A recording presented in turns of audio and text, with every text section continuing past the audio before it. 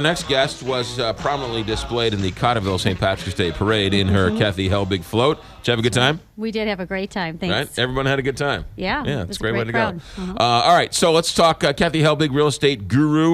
You're an expert on Channel 5. We borrow you from time to time, once a week, to fill us in on real estate stuff.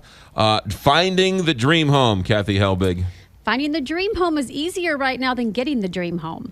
Okay. So you have to... So you can find it, you just can't get it. Right. A lot of times by the time you find it online, it's already has 3 or 4 offers on it. So but we haven't had a seller's market since early 2007. So the rules have changed now. Okay. And buyers are used to taking their time, looking online, finding their own houses, driving by, doing their research, and then making an offer.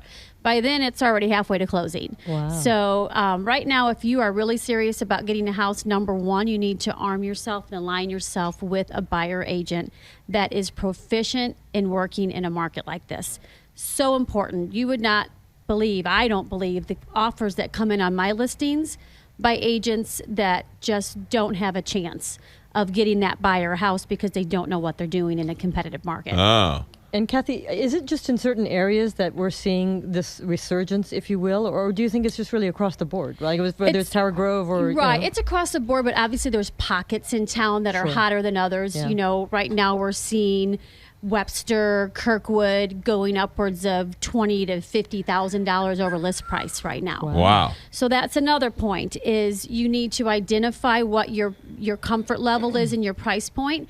Be prepared to pay list price or higher. So if you're in a market like Kirkwood or Webster and that type of area that is getting highest dollar, then you might need to adjust your price points, because we'll have buyers that are looking in their comfort zone, at the top of their comfort zone, and then they'll lose every single time because somebody's just way outbidding them. So go back to a second. So if the agent is not on top of it, or not as schooled or not as savvy, they're just don't have a seat at the table. Exactly.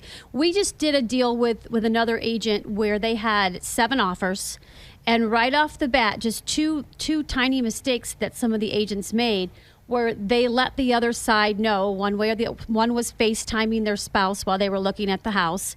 Another one mentioned that their spouse hadn't seen the house yet. Bam, those 2 are off the table, because the seller can't take the risk that they've turned 5 other offers away.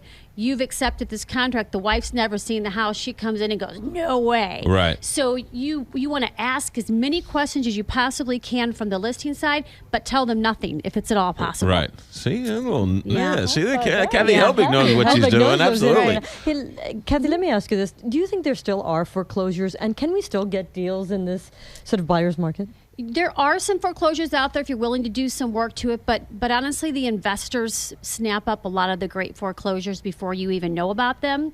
So just because it's a foreclosure doesn't mean it's a great deal either. It just depends on what the bank has into the house. They want to come back at market value.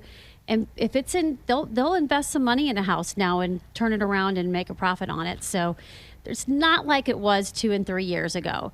And then another thing is, too, when you write your offers, don't put in the personal property.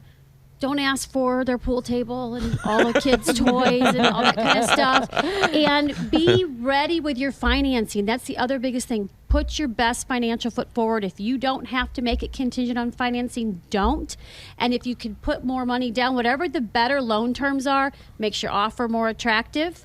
And also make sure your pre-approval letters are in hand, or proof of funds. If you're coming in with a cash deal, I don't know if you have any money in the bank. Right. So have all of that up front.